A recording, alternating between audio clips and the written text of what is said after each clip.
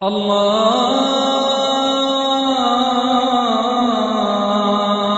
আকবার, আল্লাহু আকবার, আল্লাহু আকবার, আল্লাহু আকবার। এবার আসুন এই সূরা থেকে কিছু রিফ্লেকশন, কিছু তাফসির আমরা শেয়ার করি। প্রিয় ভাইয়েরা, এই সূরাটা নাজিলের একটা প্রেক্ষাপট আছে। সাহাবাদের মধ্যে একটা ধারণা জন্মেছিল যে আমরা যদি খুব ছোট ছোট ভালো কাজ করি এইটা বোধহয় সওয়াব হবে না, বা মিজানের পাল্লা এটা তেমন একটা রেকগনাইজ করা হবে না। অথবা অনেক সাহাবাদের মধ্যে এরকম ধারণা ছিল যে আমরা খুব সামান্য সামান্য ছোট খারাপ কাজ করলে এটার হয়তো এরকম পাপ হবে না বা শাস্তি হবে না। তো ওনাদের মনে যখন এরকম একটা ধারণা তৈরি হলো, তখন আল্লাহ তাআলা এই সূরাটা নাজিল করেছেন। বিশেষ করে এই সূরার শেষের 2 আয়াত, যেখানে আল্লাহ তাআলা বলছেন ফামান ইয়া'মাল মিসকালা যাররাতিন খাইরান ইয়ারা, যে না, তোমরা ছোট্ট ভালো করলে সেটাও দেখতে পাবা সেদিন তোমাদের আমলনামাতে।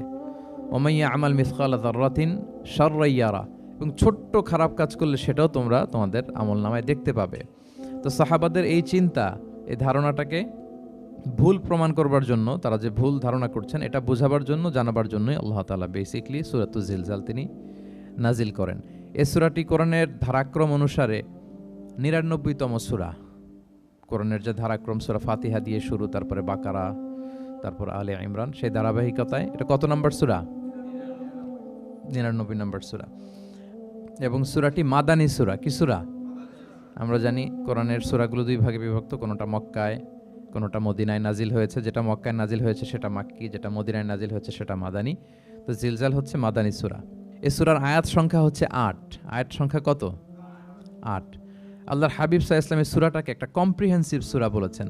জামে মানে সূরা, খুবই কম্প্রিহেন্সিভ। কম্প্রিহেন্সিভ মানে হচ্ছে ভেরি প্রিসাইজ ইন ওয়ার্ডিং, শব্দ কম, কথা কম, কিন্তু এটার আবেদন, এটার এক্সপ্লেনেশন অনেক বেশি। এরকম একটি সূরা, ছোট্ট অল্প কয়েকটি আয়াত দিয়ে সূরাটা আল্লাহ তাআলা নাজিল করেছেন, কিন্তু এটার আবেদন অনেক বেশি।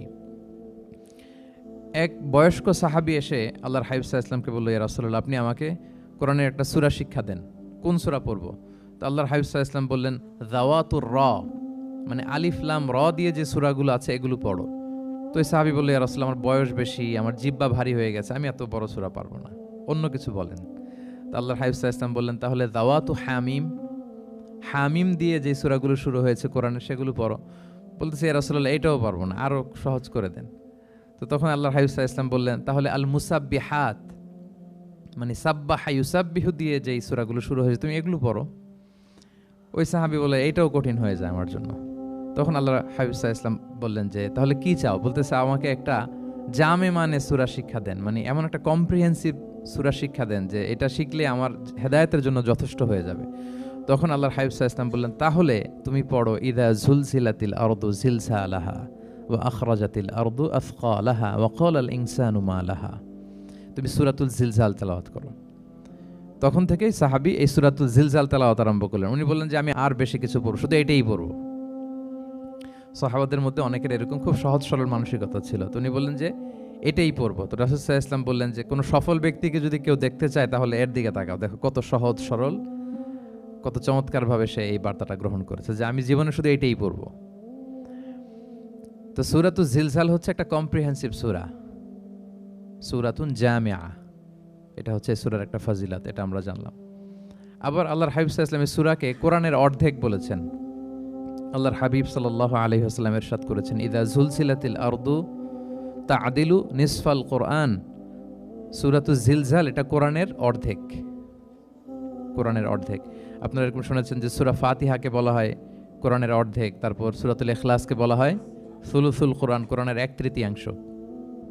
তো এটার অর্ধেক বলার কারণ হচ্ছে কোরআনে অর্ধেক বলা হয়েছে দুনিয়ার কথা, অর্ধেক বলা হয়েছে আখিরাতের কথা, পরজগতের কথা, লাইফ আফটার ডেথের কথা।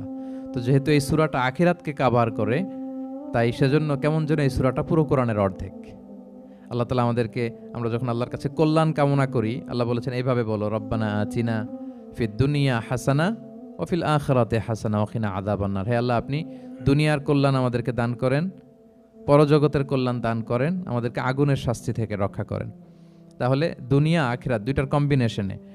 সো সূরা জিলজাল যেহেতু আখিরাতকে কভার করে, তাহলে এটা কোরআনের অর্ধেক। এটা কি কোরআনের অর্ধেক, তা'দিলু নিসফাল কোরআন। সূরাতুজ জিলজাল তা'দিলু নিসফাল কোরআন, এটা কোরআনের অর্ধেক। তাহলে দুইটা আমরা ফাদিলাত বা ভার্চু জানতে পারলাম এই সূরার। এক নম্বর হচ্ছে এটা একটা কম্প্রিহেন্সিভ সূরা, কম্প্রিহেন্সিভ সূরা। দুই নম্বর জানতে পারলাম এটা কোরআনের অর্ধেক, নিসফুল কোরআন। আল্লাহু আল্লাহু আল্লাহ।